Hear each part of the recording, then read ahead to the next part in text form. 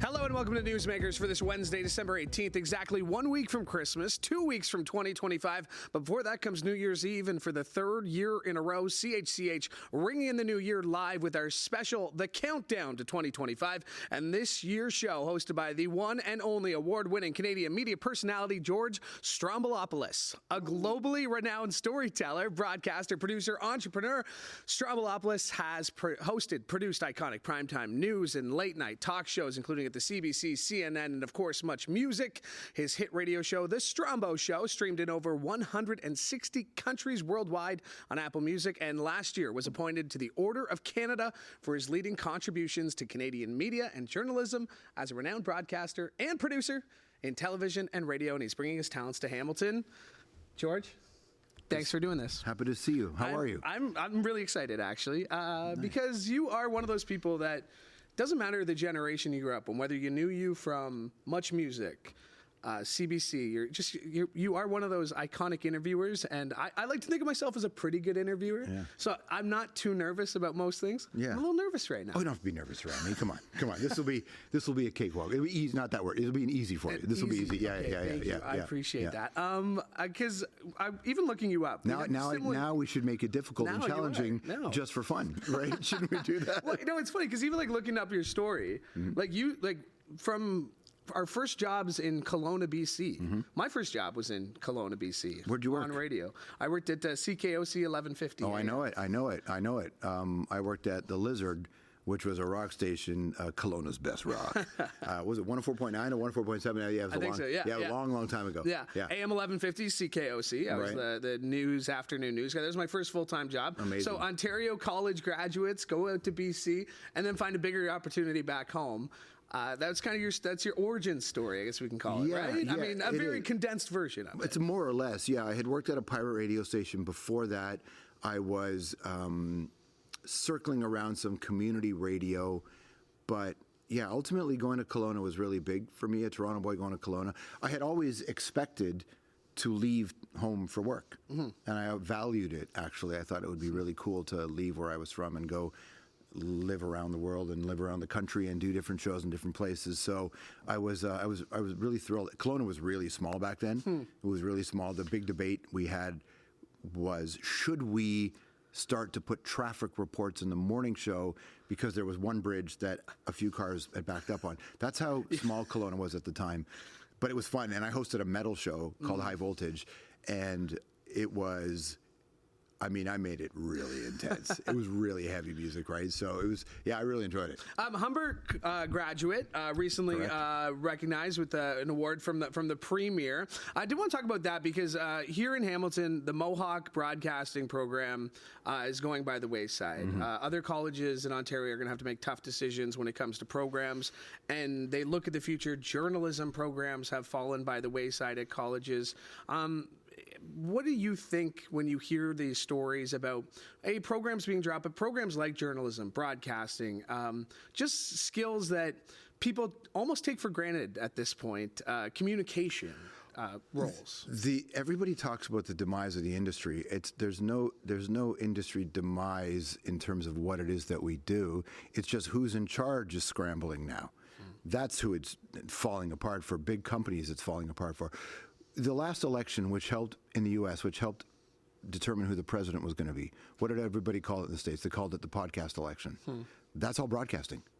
That's all broadcasting. So it has more influence than it has ever had. The difference now, variety of voices you didn't usually have access to, different burden of proof. So a lot of it is irresponsible and dangerous, but a lot of it's not. A lot of it's amazing. So I look at the broadcast colleges changing. I spoke to the guys at Humber and I said, content creation is what this is. You're making content. That's what it is. That's not going away. You ask kids what they want to do for a living, an enormous number of them pick content creation in YouTube and things like that. And for a whole bunch of them, it's going to be telling stories. We're just storytellers. Now, we're storytellers based on fact, based on truth. Some of us are storytellers based on fiction. Some of us are some people are storytellers who think they're in news and they're just doing fiction. But there are lots of reasons to distrust the media, lots of reasons, but there are lots of reasons why it matters. And everybody says media, but what they really mean is corporate media. When they say media, mainstream media, there's still lots of opportunities for people with microphones and cameras to reach others and make a difference. It helps sway an election, a federal election in a pretty big country in the world, right? So it's not, what we do is really, it's kind of a great time for what we do. Now, do you have the stomach to be independent? That's the different thing. Can you look inside and figure out a way to do all the things that networks used to do for you? That's hard. Yeah. But I wouldn't be getting rid of programs. I would be adjusting them. So what would your advice be to somebody who's in that program, who is, I'll use Niagara College as an example, because, BRTF, you took broadcasting for radio, television, and film. First of all, radio is a hard thing to come by these days. Terrestrial radio but still is not, really meaningful. Yeah. It's still really meaningful. We're going to discuss that in a bit, especially what you're doing now. But again, like for these people who, I just want to be on YouTube. Yeah. I want to stand in front of my phone and do a little dance and go viral. What's your advice to that person if they want to take this seriously, if they want to make it a career? Yeah, do it. Do it. Mic time. It's mic time. Do it. You have far more opportunity to reach an audience now than you ever did. When I was coming up, you had to get on a radio station or on a TV station, which was really difficult to do. There were only a handful. It was really difficult to get a microphone. It was really difficult to get on TV. Now, you can get lucky on TikTok and reach more people in one day than any of us have ever reached in our careers, right? So it's so much easier today. It's so much easier today to build a career in broadcasting. No. It's not easy to build it in the traditional way, but when I got into Humber College for radio, I remember a bunch of morning show cats came through, program directors came through, and they'd speak to the class.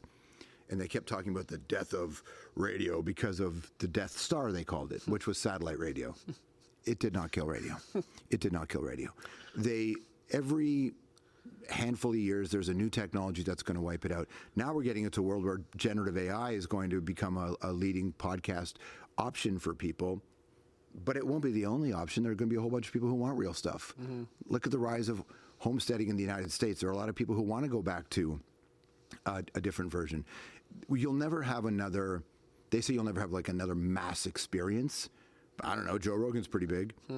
Tucker Carlson's pretty big in terms of numbers. Like, they reach a lot of people. They reach a lot of people. The H3 podcast reaches a lot of people. Its numbers sometimes rival any late night talk show in the U.S. And over time, even more. So it's never been easier, never been easier to do this. The hard part is your ability to figure it out. That's the hard part. Yeah. But doing it, I mean, you and I can go live right now on our social media and be rolling. Yeah. Right? We have cameras and microphones. It's great. Yeah.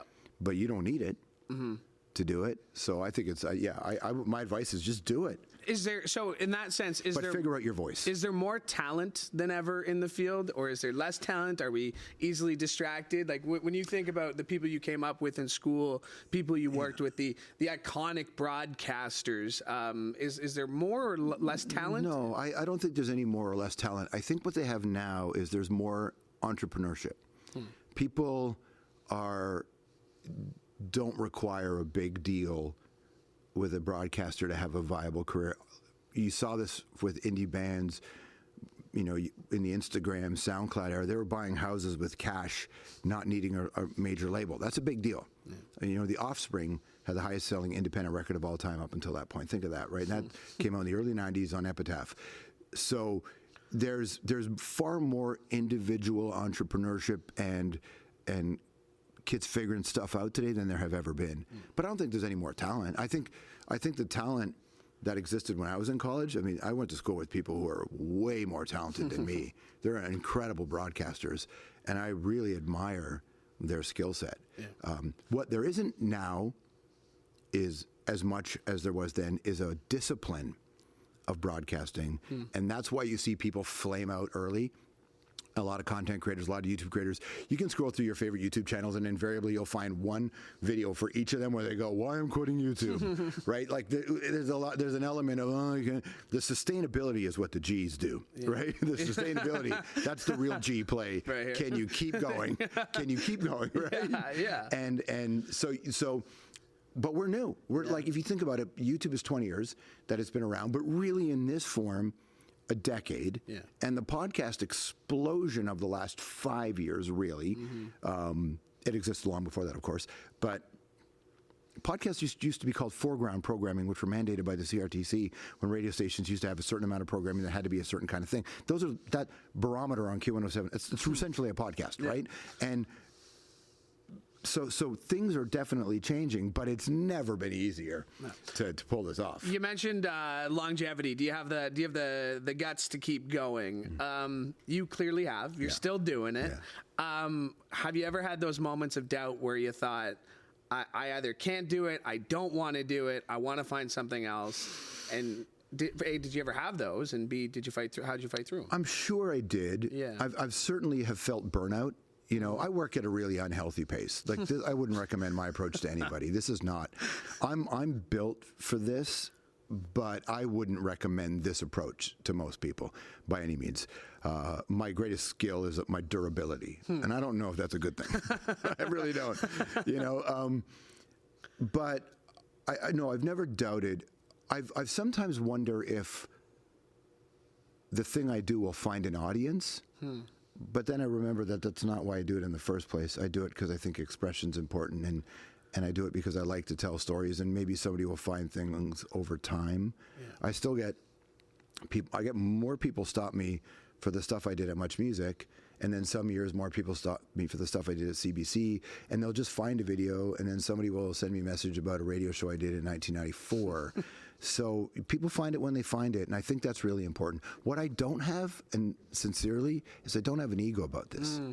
I have a swagger, for sure, which is good and bad, often bad, but I don't have an ego about this because I don't place any value on it. For me, there's I don't feel any personal sense of accomplishment or pride in my career, and I never did. It's not why I do it, right? I genuinely like to make the thing.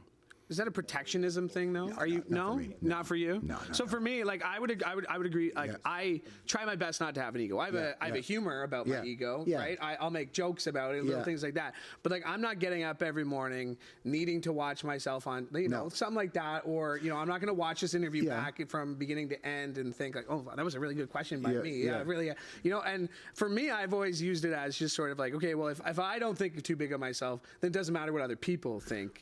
In that way. I just think you don't want to put things into your subconscious that can skewer the purity of the process. Like there's something really, really meaningful about people who don't know each other sitting down, trying to be honest and authentic with each other. Somebody's listening to this or watching this who's had a really rough day, and they're just sitting down and they feel a human connection. That's really important. We hear an awful lot about the epidemic of loneliness out there, and it's a real thing. Our opportunity is to help to be a part of somebody's day where maybe they feel a little less alone, even if they agree or disagree with us. That's a privilege to do that. To act like we are anything other than stewards of the conversation in our time, I think is detrimental and dangerous for your brain. So I don't engage in any of that tomfoolery with my brain. I keep my brain very clear about what the job is. I want to get paid. I want opportunity. I want to reach audience. I want all the things that come with it, for sure. But those aren't. And sometimes, depending on where you are in your life, they're driving factors. Oh, I need to do this part because this will set this up or whatever. But this is a craft, what we do. And I respect, it's like we don't know each other and they don't know us. And we're doing this together for a moment. If someone's watching this on their phone, commuting on a GO train, heading into work, and they've got their headphones in, and we're sharing this moment together, that's really meaningful, man. That's really, really meaningful, and I never take that for granted. So I don't care about the me in it. Yeah. The swagger is just because you are your brain chemistry, and I like to have a little fun. And I grew up watching old videos of the Sex Pistols and the Clash and early Metallica, and revisiting some of the Elvis stuff. And it's like, man, rock and roll. It's rock and roll, right? I don't rock this hair for nothing. Yeah, Come on, rock man. and roll. Listen, and it's good and bad to have that rock and roll for sure. Yeah. But so far, it's kept me going. Well, and just something you said there. Yeah, do I do it because they pay me? Yeah, absolutely. Of course, I wouldn't do this job for free. Yeah. Like I have a certain amount of pride in it. But what you said is like making that connection. And here we are again, two people, no notes in front of us, no prepared questions, nothing like that. Yeah. But I'll try to do that even before we hit record. Yeah. You and I were having some great conversations, and I'm sure my boss is yelling at me, being like, Louie, you should have saved these questions for the interview. Well, here's the thing. Whatever good questions did make it to air, have better ones when we go to air, right? And that's it. And over time, you can't solve the world or two people in one conversation. Yeah. But we can just move the rock a little bit up the hill. Yeah. And then the next time we talk, we move it further up the hill. Yeah. And I think that's the kind of realistic human relationship bonding that I think really matters. So is there an element of you want somebody to learn something when you speak? You want to teach, like you want to teach something. Like what do you want people to take away? No, from like you and John Bon Jovi sitting down like old friends on Apple Music there. With John Bon Jovi, that conversation was about humility. Yeah. Right? Humility. And about... It's a hard conversation to have with John Bon Jovi. You would think, but John is the guy that can have it because John's the grown-up who he's also one of the nicest guys I've ever met. And I'm lucky enough to know him now and call him a friend. But that conversation is about the human experience. And all of them are that. So it's not like I feel I'm qualified to teach. Look, here's where I am a jackass in this business. I feel like I'm sharing good music with you. And I take that seriously. Yeah. I don't share crap music with you. If there's a band I don't like, I don't share it. Yeah. Right? If there's a band I think, this band's got it, I'll share it. So I don't want to teach, but I want to connect you to things. I want to connect you to ideas. I want to connect you to people. I want to connect you to songs and movies and books. I want to connect you to philosophies. What you do with them is your business. Yeah. Right? I'm a really big believer in the sovereignty of the individual. I don't want to tell you how to think. I will try to show you stuff in context, and maybe that will help guide you to a kinder, more lovely human experience with compassion, empathy, that kind of stuff. But I recognize that the human brain does not want to be told what to do. That we don't do that. And when we're wrong, the science shows we double down on being wrong if we're presented the correct information. So it's ineffective for people to go on the mic and just be like, blah, blah, blah, unless you're getting into the brainwashing game, which is also effective, but I don't want to do that. Yeah, especially talking about music. You're saying that you love, if I'm introducing you to a song, it's because it's a good song. Yeah. Music is so objective to some people, though. Yeah, but it's not. It's not. No, there's a difference between good music and bad music. Well, no, yes, but it's not about how it sounds. It's about how it's made. Okay. Well, obviously, of course it's objective, but to me, if it's an artist's expression, it carries way more value to me than a corporate exercise. Mm-hmm. 900 songwriters, 55 producers, 16 people auditioning to be in the band, singing a song they have no real emotional connection to. That's really good music. There's a lot of value in that, but it is not the same thing as an artist who is expressing in a real human. So to me, they're not in the same space. Yeah. Right? They're not in the same space. I'm not saying this can't be a good song, but it is not the same as that. Yeah. And I don't mind digging my heels in about that because it's kind of fun. And I'll tell you, when people talk about generative AI taking over the music business, do you think generative AI is ever going to replace Eddie Vedder? Not a chance. Not a chance. No. Generative AI is never going to replace John Prine, never going to replace what Joan Baez or Bob Dylan meant, never going to replace Public Enemy. Yeah, generative AI can write those lyrics and mimic a voice and can create beats, but it'll never have a human experience, so it'll never be true. It'll just be a document. Whereas Chuck D was telling you a truth from lived experience. A computer can't experience. It can only process data. So if you listen to stuff that isn't true, that's why we have generative AI making music, right? So to me, there's a very clear. Yeah. It's one of the very few things in the world that I'll fight anybody on. I'll fight anybody on. Well, it's one of my most YouTube viewed videos that I've seen. House of Strombo, Arkel's weekend show concert. Amazing. I think it's a series of 3 videos, maybe all together. But just one of those things. You've always been a champion of Canadian music, and I guess that's how they twisted your arm to get here for CHCH's countdown to 2025. You know what? They didn't have to.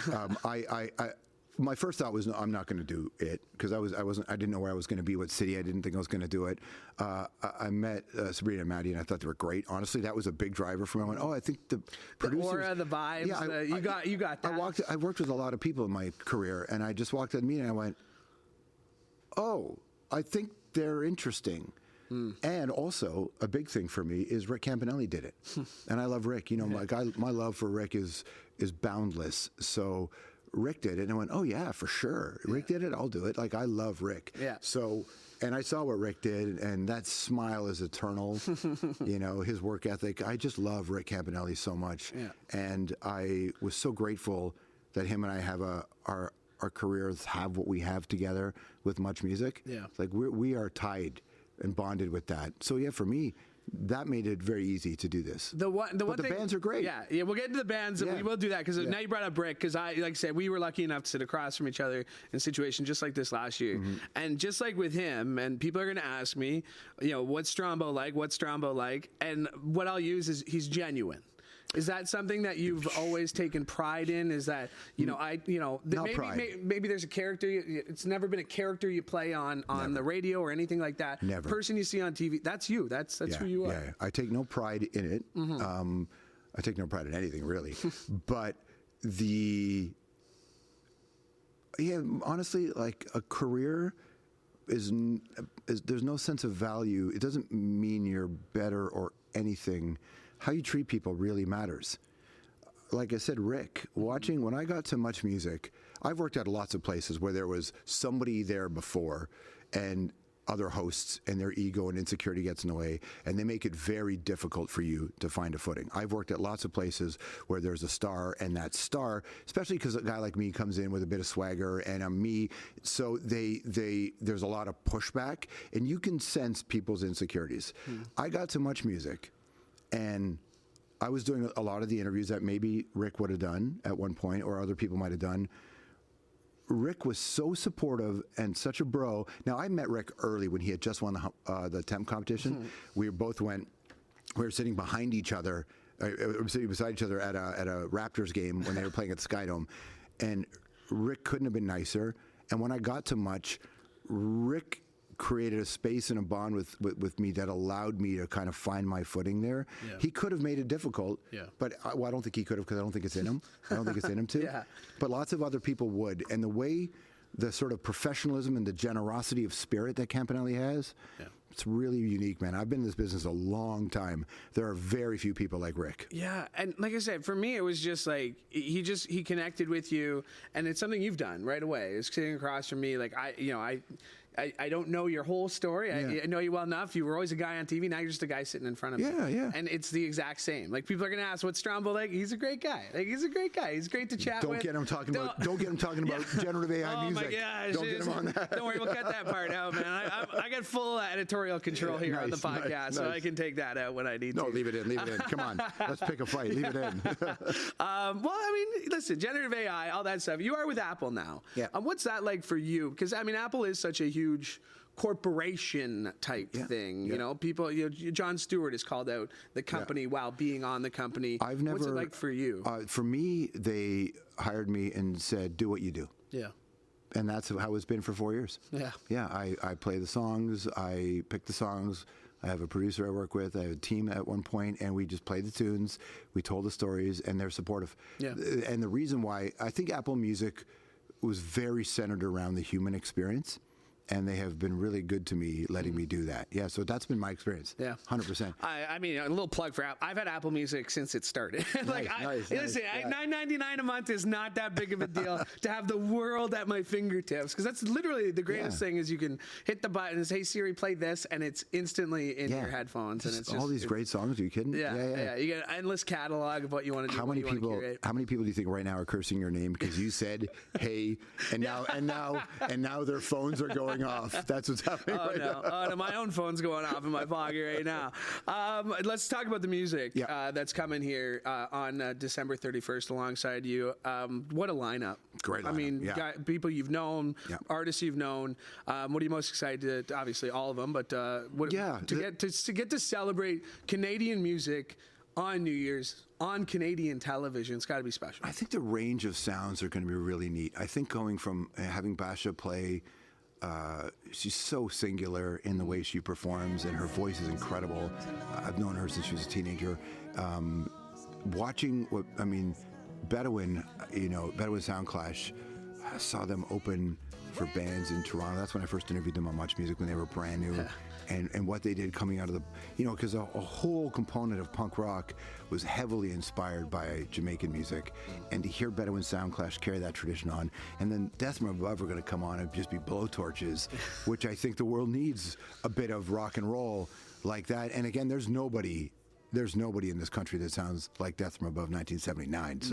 So to hear DFA play, and I've seen them all at the very beginnings of their career, been lucky enough to have them. They've all been in my home doing shows or playing songs at some point. So it's just going to be really fun. Little Strombo house party here. Yeah, it's going to be fun, man. It's going to be fun. Me and my buddy broke out the orange vinyl Bedouin the other day. Once we found out they were playing, we're like, you got to throw it on. You got to throw on the what's your piece of advice for someone who may be thinking going into the new year, they want a different perspective, or they're looking for some motivation, or what would you want to tell that person who's going into the new year, maybe a little bit down on the past 12 months, but don't want to start fresh? You don't need motivation. You don't need inspiration. You don't need any of that stuff. You need discipline. I'm speaking to me too. Most of the things I do, I don't want to do. I do them because I know I need to do them, and that requires discipline. But in going into the new year, there's a lot of beautiful things happening in the world, and there's an enormous amount of crime and heartbreak in this world happening to people, and everybody feels powerless. You don't have to change the world, but you can make a little change here, a little change there, and collectively we can do it. We have we're raised with this exceptionalism idea, and we celebrate the person who did the thing, but really the person who did the thing is often surrounded by an enormous group of people on the grassroots level working really hard to make change, either politically, socially, economically, in a humanitarian way. It's never one person, and because we live in a world with front-facing cameras and, hey, TikTok and all this stuff, we feel like we have to also be that. You don't. And if you're looking to be a part of something better in the world, I can assure you that there are other people doing it, and they would love your help. You're not alone. It feels like it.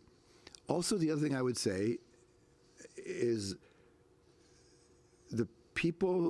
there are a lot of people that want us fighting each other and being divided. And some people, by the way, we should be fighting and be divided. Some things we should be fighting on. Anti. Yeah. Like this, I'm not sitting here saying, can't we all just get along? No, we can't. Because some people have really problematic points of view. But that's the battle of the human experience. And I think that change only happens when people collectively push towards it. But it's not like they're pushing a boulder that's inanimate. You're pushing against market forces, and you have to be aware of it. Be aware of who the villain is, who the enemy is. And it's really easy to get down on it all. Of course it is, because it's a nightmare. But you don't have to do it all. So why are you optimistic heading into 2025? Are you optimistic heading into no? I don't think Is optimism necessary then? I think for lots of people, optimism is necessary. I'm wired differently, right? Yeah. So am I optimistic? No. Am I hopeful? No. But that's not a reason to not do the thing. Like I said, I'm very durable and I'm very resilient, and I'm a fighter. So if I can be the sharp edge of a sword, then I'll be the sharp edge of a sword, because that's my role in this fight. That's my role in keeping people feeling healthier and happier and connected, and knowing that we can actually make it a better place. Of course, there's lots of things to be optimistic about, plenty of things to be optimistic about, but plenty of things to not be. And so I just kind of remove my need for either of those external validations, or maybe those are internal reasoning. I don't need that. It's just, what's the task at hand? What's the assignment? What can I do now? That's really how I look at it. So I don't require any of the other motivation stuff. It all comes from within, right? Yeah. It all comes from within. Is that a skill that's taken, or you've always been that way? I think I've always been that way. Yeah. I mean, I'm the way you've been wired. You said that a couple times. Yeah. It's just the way you're wired. I'm inherently lazy, but I like. Wow, man, I don't know what that's like. Yeah, like I'm inherently lazy. I think it's awesome. You think there's no questions prepped? What are you talking about? Yeah, it's all like dumb, right? Like, what are we doing? There's aliens. What are we doing? I don't even know if they're aliens. But they're drones. Okay, they're drones. They're drones. I think those are government. By the way, I don't think those are. Yeah, you got it. I've been looking for my viral moment, and I got it. Strombo says why are they aliens. Not, if they're not doing anything about it, then they know whose they are. Yeah, okay. Right? That's what I believe anyway. But I don't know. I got my viral clip. That's what I believe. That's what I got. Well, if I'm not the only one who's saying that. No. Strombo says government. Lots of people got think the headline there. Well, they at least know who it is. No, I feel like I know what I can't do, and I know how I get in my own way, and I don't like getting in my own way. So I'm very disciplined about looking at the things that are obstacles in my way that I put there, and doing the work to try and beat them, to get past them. Some things I can't get past, and so I say, okay, is that boulder going to remain in my way? Can I build steps over it? What is my workaround? So I know that to be healthy, to be happy, in quotes, whatever that means, to be joyous, which I am, you have to feed it. You have to feed it, and I think there's no stasis in life. So you don't do a thing and get there, cool, I'm here. Yeah. You might be there for 10 minutes, and then your blood sugar is going to change, and you're going to get a phone call from somebody that you love dearly who's going through a tragedy, and now all of a sudden, everything out of your control is thrown at you when you just thought you were in control. So you're constantly working. I am constantly working to keep myself engaged. I've never lost the joy. Maybe that's because I was privileged enough to express for a living, so I've nurtured that in me. That's possible. Yeah. But also I feel as if, like, I hate... You separated happy and joy. Happiness is just like, it's just a hallmark weird thing that they tell us, you know, like, what's happy? Content? I like to be... Well, that's why, and that's why I think that was pretty telling. To happiness, you put in air quotes, you followed that up. The very next word was joyous. Yeah, I'm joyous. Some people might put those two together. Yeah. But again, it's... No, I think happiness is a veneer. That's important. And I think joy is the fuel source. I think joy is the thing that drives my daily life. There have been many moments where I don't feel it, and so I have to figure out why. Yeah. But I'm very much... I'm at a toxic level of accountability for myself.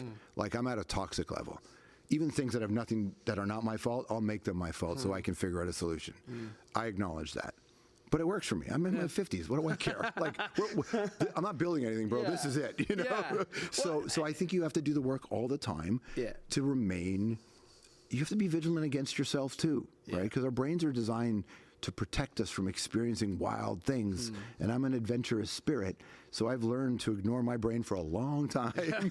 Otherwise, I wouldn't have this life. Yeah. Oh, I always go back to, like, there's no game plan on how you're supposed to live your life, right? Oh, no. And that's kind of the way. Except to be kind. I think to be kind. I think to be kind should be the game plan. And it's so easy to be kind. It's so easy to be kind. And we're raised to achieve. The dumbest thing that we've ever done to ourselves in this part of the world, maybe they do it elsewhere. I haven't been to every country, but this thing to achieve is, I think, so stupid. Yeah. I think what you should be achieving, like, I know why, because you need stability, but where we achieved to get to jobs and all the businesses got shut down and stores are out and no one can afford rent anymore and you can't afford a head of lettuce anymore. So what did that get us? This extractive capitalism, more to get us, right? So I think kindness should be the game plan in life. I think it won't be for a lot of people, but it will be for a lot. It's free to be kind and celebrating others. I like that, and I think that's why, like, you know, I take after like your style of just like.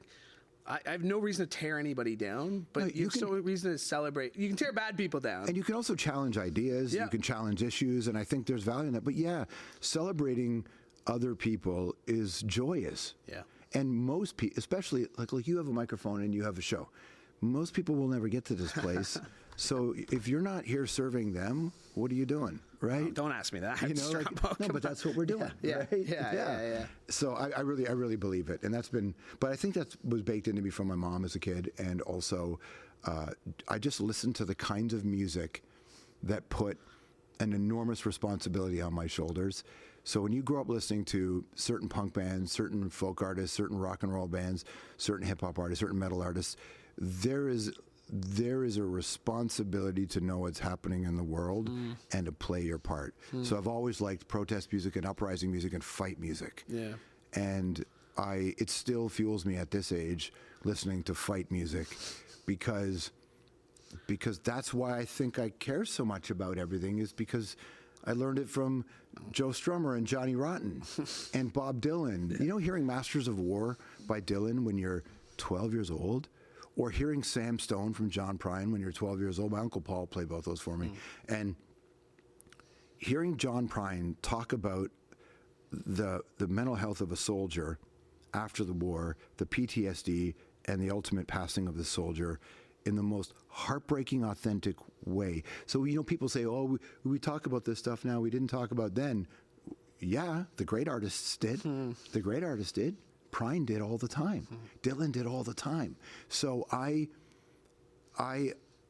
think I am this way because of the music and the stuff that I was introduced to and the role it played in my life. Plus, this is one of the things that annoys everybody else, dude, is being a Gen Xer.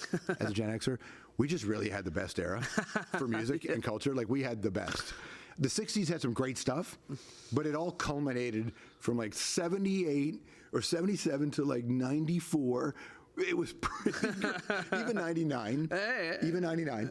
But just the kinds of voices we were hearing, the beginning of, like, the first time you hear, like, I could be at home with my tape decks going from a Clash cassette to a Dylan cassette, and then all of a sudden I was putting in an Eric B. and Rakim's cassette, and then I was a little bit older when I heard De La Soul and Tribe, and of course the Beastie Boys evolution from that License to Ill stuff to the gods they became, right? How could that not impact you when the art was so responsible, so powerful, and challenged the notions of the culture we lived in? That's why I think Gen Xers are super annoying, like myself, on social media, because we kind of we knew it was perfect with us. Everything, it's been downhill ever since. Our arthritic shoulders, lifting up a cup of coffee, listening to people fight about music and my hand doesn't work the same way as it used to be. And how come my frozen shoulder? Yeah, but at least I had the Beastie Boys. You know, at least I had Rage Against the Machine. Oh man, Strombo, we could have got this going for another hour, but I appreciate your time, man. Best of luck. Enjoy our studios. Enjoy the friendliness of CHCH. It's a lot of great people work here, and we're glad we get to call you a co-worker, even if just for one night on New Year's Eve. Listen, dude, 2025, if the time traveling alternate dimension aliens come, this might be the last New Year's show ever, so let's go get it. Listen, if something's going to happen in New Jersey on January 1st, you're going to want to watch CHCH. Oh, no, it's going to happen. It's going to happen in Iowa. It's going to happen in Saskatchewan. It's going to happen in North Dakota. That's where it's going to happen. Strombo, thanks so much, man. Appreciate it. Great chat. All right, George Stroumboulopoulos is hosting a countdown to 2025 here on CHCH. Guess when that is? It's New Year's Eve. Yeah, that's right. Right here on CHCH and streaming live on CHCH.com as well. All right, my thanks to Strombo for joining me today. My thanks to Laura Brody for directing today's show. And while you're here, why don't you like and subscribe to CHCH Podcast so you never miss an episode of this show or any of the other great shows we have for you, including a brand new episode of Newsmakers coming up later this week with two of the stars from Homicide: Life on the Street. We have Reed Diamond and the other guy coming on. It's not in the script, Strombo. Don't put me on the spot like that. Two of the guys are coming on. All right, from all of us here at CHCH, I'm Louie Butko. Have a great day.